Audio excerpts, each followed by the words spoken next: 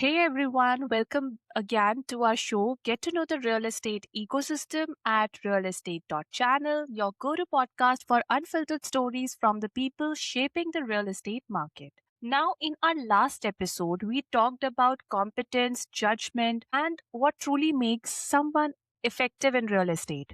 But today, we are going even deeper to the very beginning. What if we didn't wait until someone was 25, 30, or 40 to understand real estate? What if financial literacy, negotiations, contracts, and property ownership were introduced in high school? Today's conversation is about why teaching real estate concepts to teenagers could reshape the entire industry and why early education might be the missing piece we have been ignoring. Jeff, how are you today? And are you ready for this to explore this new episode? Hi, Anisha. I'm good and hope you are well as well. And I am ready. Amazing. So, Jeff, when people hear high school students learning real estate, it surprises them. Why do you believe teenagers are actually capable of understanding these concepts? Well, first of all, as you know, I am teaching high school kids right now the real estate licensing course. And it's been a lot of fun. And I'm learning a lot about teenagers, even because my kids are no longer teenagers. So the dynamics have changed a little bit, and especially because they're not my kids. So now I'm interested with some other parents' kids. So I feel really responsible for what I'm bringing to them. I think the earlier they know, the better they can look at what they want to do when they grow up, as opposed to those that are older now that are starting to get their licenses and they are, they're maybe finding their second career or a part-time career. This is different. Most of these kids will not go into the real estate field that I think that they may think you will. But they're going to learn about real estate concepts. They're going to learn that a real estate agent um, does a lot more than just sell houses and get a big check. And they're going to learn about the licensing process as well. So I think it's a great way to start to help you decide which direction you want to go. And also so that they know that maybe it's time they should think about real estate now because someday they may become a homeowner. Most people want that American dream. And therefore, that American dream is owning a home. So if they can get the basis now, it'll help them later on and maybe start thinking about it. Because the average age of the home buyer right now, which to me is a little sad, is 40 years old. That's pretty old. Not that I wouldn't want to be 40 again, because I passed that, you know, 29 years ago. But if you get started earlier and just thinking about it, maybe you could start saving today versus waiting till you're 30 to start thinking about saving, start thinking about home ownership and start thinking about that first investment and then being able to invest off of that investment. So that's my belief. And they're sponges. So they're learning something that they've never learned before. Mm-hmm. Whereas older people have got a different mindset because they see agents online. They maybe watch HGTV, which is, buy a house in 30 minutes. So their concept is very different. And what do teenagers understand about money and ownership that adults often overlook? Well, they understand it from I guess, a different lens. They see what their parents are going through, and their parents don't tell them everything because parents don't. And, they don't talk about the struggles. They usually want to tell them about the good things. Not all parents talk about investing, or they talk about it too late, or they just maybe don't know. I'm not saying that they're, just because they're still renting or because they bought a house, they've been there for years, things have changed. So with these new students coming in, the kids, they're learning from the ground up. They're not learning from somebody else. They're learning from someone who's been in the business, how they started, where they've gone, and some of the trials and tribulations of what a real estate agent goes through, but what a real estate investment is really. Yes. I think Jeff, that's, what do you yeah. think if We introduce concepts like leverage, contracts, and investments. Would the young mind would be able to understand these concepts more easily, or Yes, without a doubt. I mean, especially like contracts. It's amazing, but our daily lives is a contract. And I try to bring it to them in a way that they can relate to. For instance, when their parents tell them to do their homework or they're not going to get dessert, that's actually a contract with your parent, right? It's the contract is if you do your homework, you get dessert. So yes? you have the offer, and if you accept doing it, consideration is that ice cream or that dessert. When it comes to investing, no, again, you want them to start younger or at least thinking about it younger. So they know that their money isn't just for spending on buying more ice cream or spending on, things that aren't necessary. Instead, using that, invest that money into something that's going to make you money. And it's all about what kind of wealth you're going to have later on. And the last thing is leverage. Leverage comes after you have the money. So you kind of tie it all together. So you have the contracts going into something to do investing and using that money to leverage your next investment or whatever you need it for. What do you think, Jeff? What happens when financial thinking starts before income starts? Oh, it's great. No, I think that's awesome. Let them let kids start thinking about it at an early age. We should be teaching these kids at 5 years old just to put money in a bank. I remember when I was a kid, my parents opened up a bank account at the old Howard Savings. I don't know if anybody remembers that, but that was a big bank in Jersey. We opened up an account. It was like with a quarter, because back then a quarter you can actually deposit. And then we would go back every so often with my allowance, and a portion of that would go into my bank account. And that's when you had a little bank card and the whole work. So you got the understanding of, your money isn't just for spending. It's for that rainy day. It's for that first investment.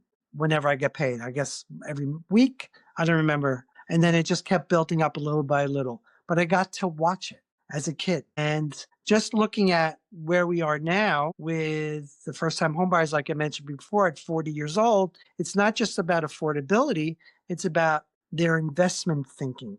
Were they thinking about investing when they were 20? Or were they taking that money and going out to clubs or going on their way on vacations, things like that?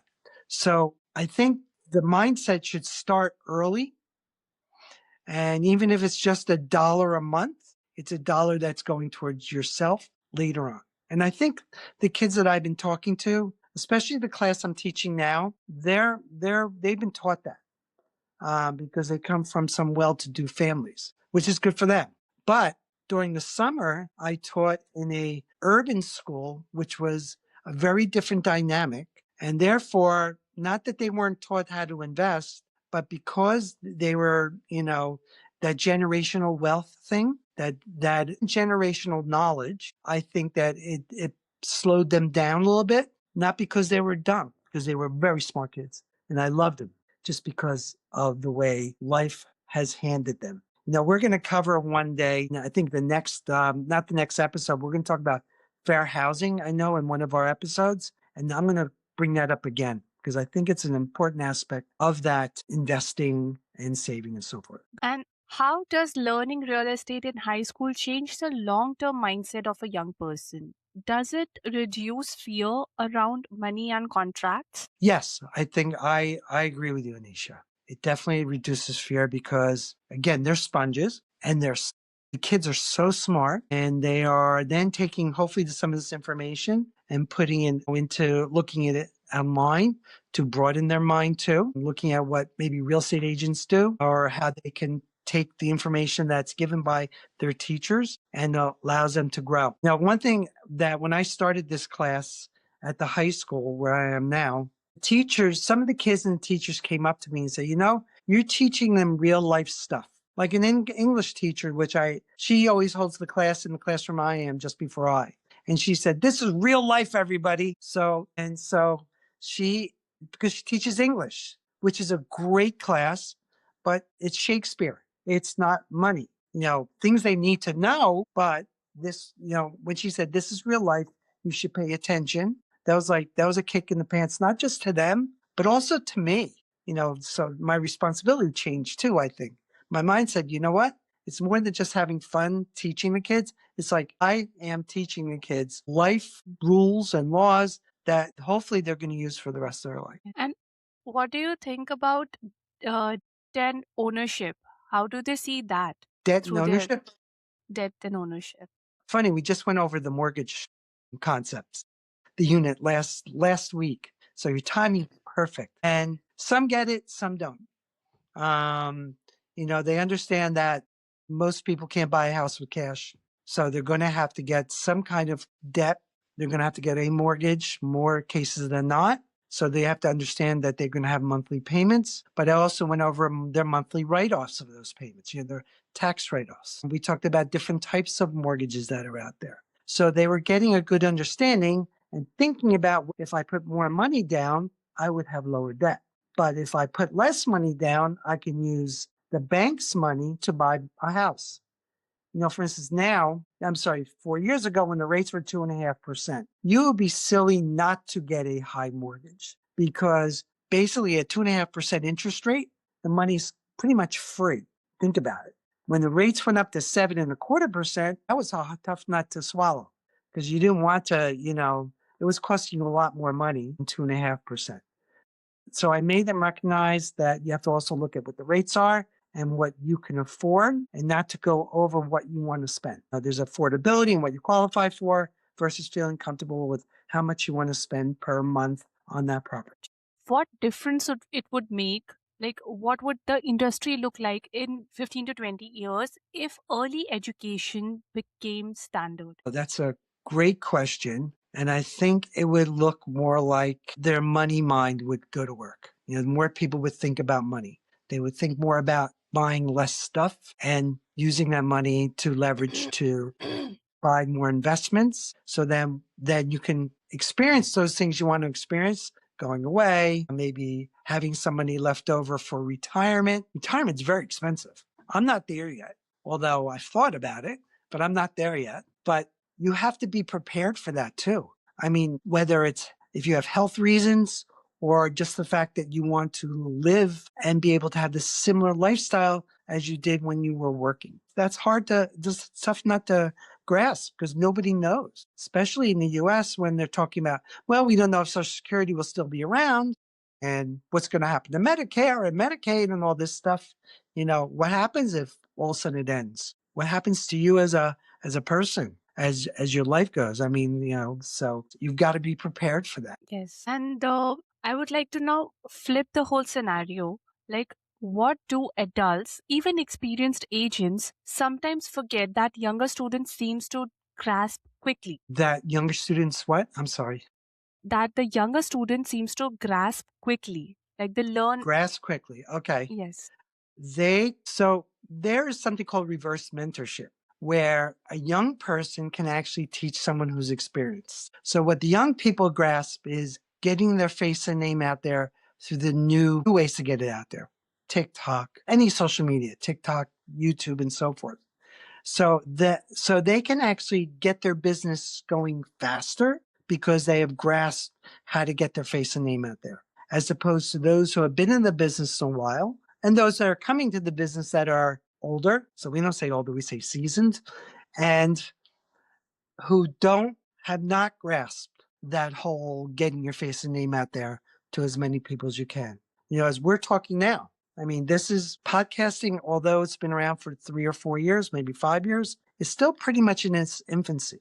But the young people understand it because they're the ones that are out there talking, not just individually, but to thousands and thousands of people through podcasting, through TikTok, through Instagram. So these younger agents and younger people can teach these seasoned agents how to get their face and name out there. That's why you see a lot of, agents who have teams they try to hire the younger agents, the newer agents, because yes, they're going to teach them the business, but the younger ones are going to teach them social media.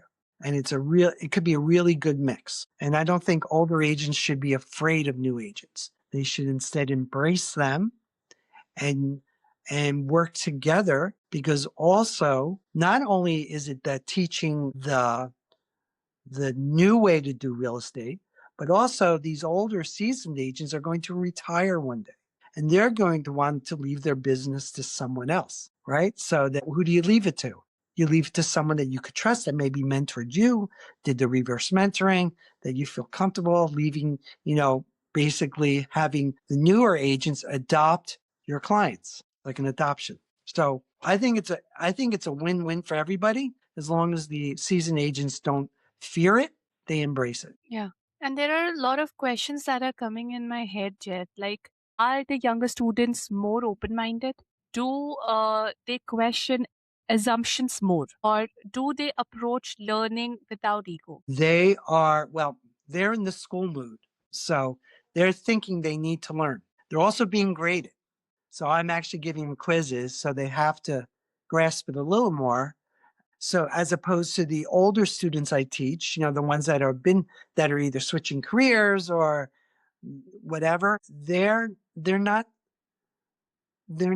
graded. They're tested, but they're not graded until the class has ended and the school gives them their real estate test to pass in order for them to qualify to take the real estate exam. There's a lot, so their mindset's very different. The people that are older, they haven't been to school in a while. They don't remember how to study. They don't remember how to read questions because they haven't tested in a while. Whereas the new one, the kids, they're they're learning. They're in 8 other classes that day or whatever. And they're only in the middle of it because they still have to go to college afterwards if they decide to go to college. Some don't. Some actually will become a real estate agent as soon as they graduate high school and just start selling and listing it.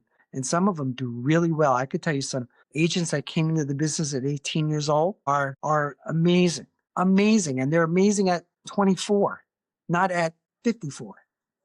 They might still be amazing at 54, but maybe by that time they can retire. So sooner the better. And if a high school wanted to introduce real estate fundamentals, what should be taught first? What should be taught first? I think the licensing part should be taught. I think there's so many aspects of real estate that they can touch on. It doesn't always have to be just a license. They can learn about managing properties, which would actually help them manage their own properties if they decided to invest them. Real estate investment. There's so many aspects of that. But I think bringing the licensing course in touches all of those. Plus, it gives the student the option to get their real estate license, which, by the way, they can get whether they want to sell or they just want to get their license and refer business to other real estate agents that make money. That's what a lot of college kids do. They get their real estate license. They still go to college. They don't sell. They become a referral agent and they refer all their family and friends through their broker who gets an agent that actually is non-referral agent, a full-time agent that goes in and sells or lists. And that referral agent gets a referral fee. And that's nice. I would love to have someone do all my work for me. Here's a name. I mean, I've done it before. I've had people that I know from out of state that want to sell or they want to buy, and I'll just refer an agent in that state to them. And I'll receive a referral check just for passing a name. So there's just so many opportunities when you get your license, whether you go out and sell or not sell. Yes, Jeff. When you make the younger ones understand a few concepts, what are the topics that you usually cover? Is it more about contracts or basic property evaluation, financial fundamentals, negotiations, ethics? Like, what is that which is taught by you to the younger ones? So I teach out of this book. It's like Wow. 800 pages, and I cover basically everything about real estate. And now I'll just read off some of the chapters: the real estate business, ownership, encumbrances and liens. Like real estate. I'm teaching real estate taxes this week and how to figure out what your real estate taxes are for and how to determine what your real estate taxes are. We talk about leasing. We talk about contracts. We cover land use. So land use and planning. So zoning boards and master deeds and all that kind of fun stuff. We talk about fiduciary responsibilities, contract law. real estate law, real estate market economics. We just talk about the economics of real estate. We cover things like appraising and market value. So we don't just talk about market value of a home. I teach them how to appraise every type of real estate property that's out there. We go over financing, which I did last week. This week is we talk about real estate investment, Yeah, professional practices, closing, deeds, prorations. There's real estate math that we go over. Environmental issues. That's a big topic. And New Jersey laws and housing regulations. So that's that's a what lot. we go over a lot. Because this is my first year teaching a high school class. I'm still trying to get myself acclimated to be able to finish all these things before the end of the school year. But it's working. I call my kids my guinea pigs because it's Oh, my first one, but it's been a great learning experience. Like I could do this forever. I mean, the kids are great and the other teachers are great. You know, it's like being back in high school again for me. very nice. And Jeff, how do you make them understand? Like through where you read and they learn, does it go this way, or do you create some hypothetical situations, or through some stories? Like, how do you teach them these concepts? How they can understand such big concepts? Well, there's book reading. They also have a dashboard that they can go to, which has more videos. I use a lot of examples, a lot, because I think it's more relatable than just saying, this is how you figure out taxes, because even that to me is boring. And so you've got to keep them engaged. Two of my classes, I do 4 classes a week. 2 of them are in person and 2 are going to be by Zoom. And then once every other week, we are doing podcasts for them. They're learning how to do a real estate podcast. I have guest speakers that come on, so they'll talk about whatever topic it is they're talking about. Matter of fact, the other day I had one who does home cleanups for hoarders and also where people have been murdered or died. But there's a business for that. And he came in and talked to the kids about it. Then I had an environmentalist there once. She's an environmental engineer. She was awesome. She talked about all different environmental issues. So they get into that and they actually listen. And I do that too because I don't have to talk for a day. So it allows them to listen from someone else's perspective. So I try to get them engaged. So that's what we do. We do group projects together. And again, I'm kind of doing this on the fly, but for some reason it's working. Maybe it's better that way. And what is that one topic from the book that you have just showed us? What is that one topic that most of the students are inclined towards? So Anisha, that's different because everybody has a different they have a thought, they have different interests. So I might get people more interested in the contract side, but I also have those people that are very interested in the market economic side. When we talked about appraising, there was one person that was very interested in learning more about the appraisal portion of it, especially because if you become a real estate agent, you need to know how to price something. So it really varies, but it's nice to see them there and get engaged. And some actually take notes, which is really good because I don't know if my adult students do because they're all by Zoom and I don't see their faces. So everybody's got the name, but I have no idea. They could be watching TV or playing with their kids or whatever. At least I know the kids are there and they're listening. I don't know if they're all listening, but they're high school kids. Yeah. Like today is Jersey Day at school.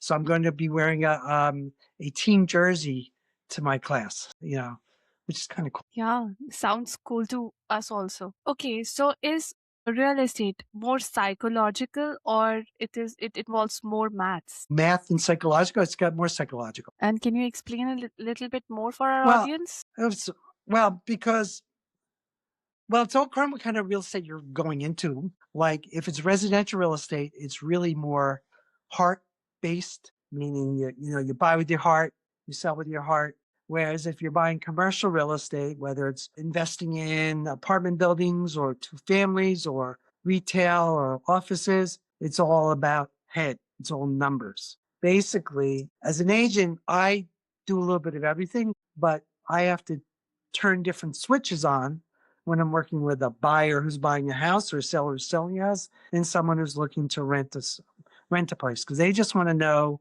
rent a place for investing. They just want to know, what are the numbers? What is my cash flow? The buyer of a home, this is, can my family live here? Will I be happy here?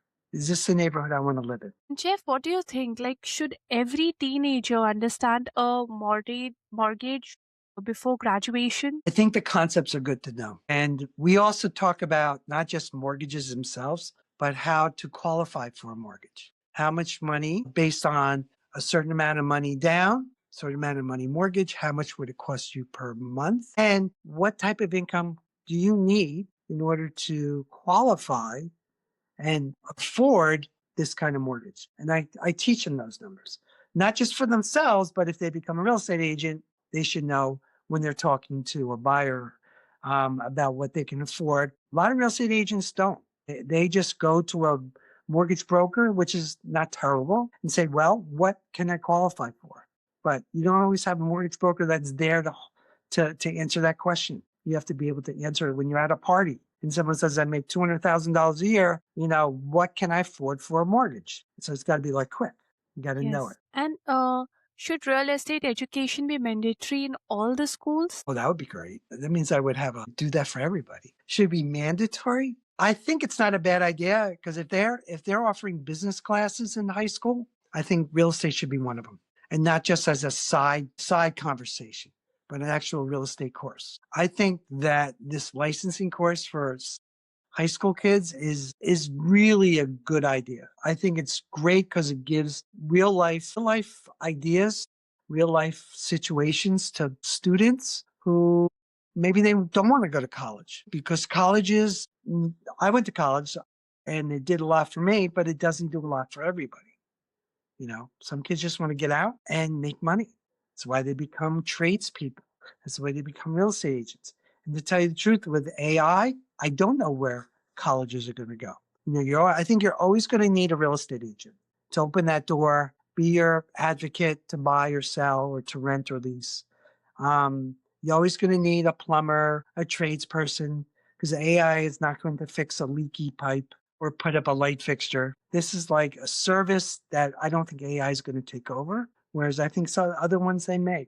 I'm not going to say they'll take over every job, but it's going to limit our positions in the job market. Yes, I think AI is there to, for now, AI is there to reduce the repetitive tasks with that we all are doing.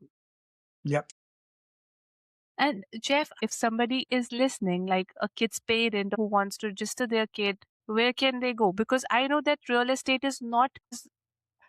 teaching real estate is not happening in every other school. This is the only school in Jersey that's doing it. So over the summer, I taught a truncated version of the licensing class to University High School in Newark, and the kids were great, and the teacher was awesome, because he was an investor in real estate, so he used real life situations. So I thought it was a great combination. And that was for a summer program, the first time they ever did it in that school system, and I think in any school system. The school that I'm teaching now for the full calendar year is actually a private high school. It's called the Ray Kushner Yeshiva High School in Livingston. And just so happens that Kushner is related to the Kushner, Jared Kushner, who's working for the federal government. His wife, Ivanka Trump. But one of my first clients in 1985 was his father, Charles Kushner. So it was like a big circle. Not Yes. that on purpose, just, the school called me because I tutored the real estate exam, and they saw my website, and I still tutor the real estate exam. They saw my website, and so the principal of the school called me and said, we're thinking of starting a real estate class. And I told him it was a great idea. Can you come in? I said, well, yeah, I'll be there in a second. And so that's where I am now, hoping that we continue it for next year. So wonderful, Jeff. Yeah. And So, the kids are Jeff, great. So for sure. Okay, so Jeff, if a 16-year-old were listening to this right now, what is that one mindset you would want them to adapt, sorry, about money and ownership? What is that one thing you want them to understand? start thinking about it now, right? Even whether your parents own their home or not, you start thinking about it, because that's an investment that's going to keep giving you more and more, because stocks are good when they go up, but they can go down just as quickly. Not that home ownership and owning real estate will always go up in price because it is, historically it has, but it doesn't mean well forever. But at least you'll have a roof over your head, which is really important. If you ever think about Maslow's hierarchy of needs, one of them is shelter. And so you don't have to rent and rent from somebody else and make them more money because you are. So start thinking about as a 16-year-old now, think about real estate. And then think about if you can find a school that's teaching the licensing as a senior, consider going there or talk to the school that you're with now and say, look, I watched this great podcast with the amazing Anisha, and I would love to learn more about real estate. Would you ever think about maybe putting a real estate class in? Because if you do, I have someone you can call, which would be obviously me. Yes. So, Jeff, there is like we have discussed this thing in the episode also. Like parents don't openly talk about many concepts that goes into the real estate thing with their children. But now we are making the younger ones understand, like the teenagers understand about the concepts of real estate. So, when is the right time that the parents should also be open up about all these questions? Like if their kid is coming up to them and they have questions in their head and they want to talk to them, because we all know that half knowledge is always dangerous. Yes.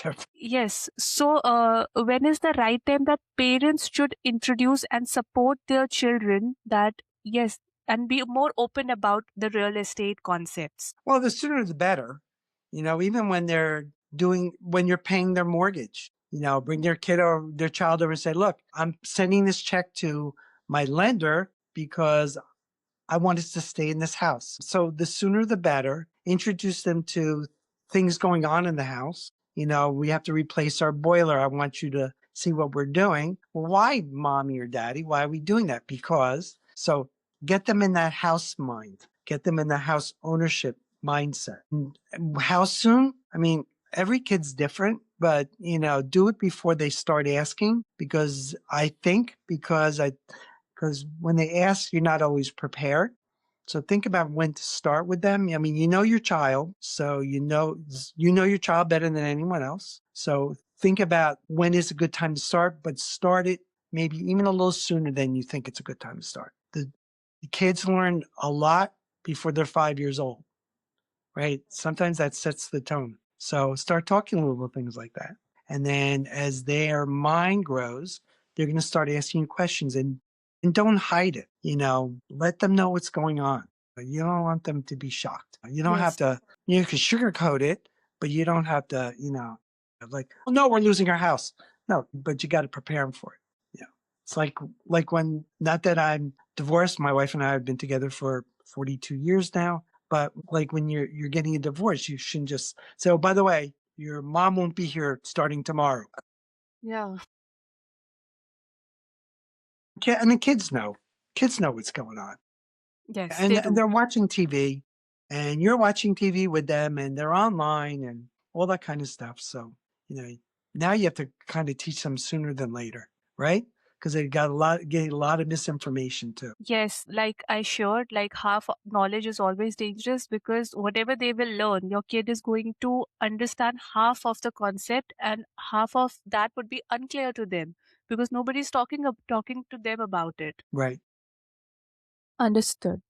Yes. So, Jeff, today's episode was about planting seeds early on, because competence doesn't start at licensing, it starts at awareness level. If we want a stronger real estate industry tomorrow, we have to start educating our younger ones differently today. Jeff, I would like to thank you for sharing why early exposure to real estate thinking can reshape not only careers but financial futures. In our next episode, Jeff, we are going to discuss a topic that many agents believe they understand but often don't, which is fiduciary duty and fair housing, which is still misunderstood by most of the people that are out there.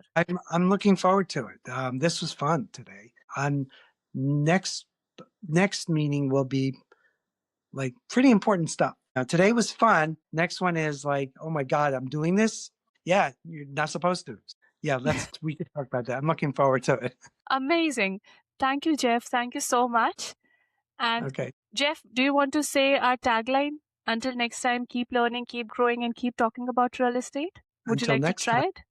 Yeah. Until next time, keep learning, keep growing, keep thinking real estate. Was that close? Yes, it was. Thank you so much, Jeff. And I'll All right. see you in the next episode. All right. Have a great day, everyone. And you too, Anisha. Take care.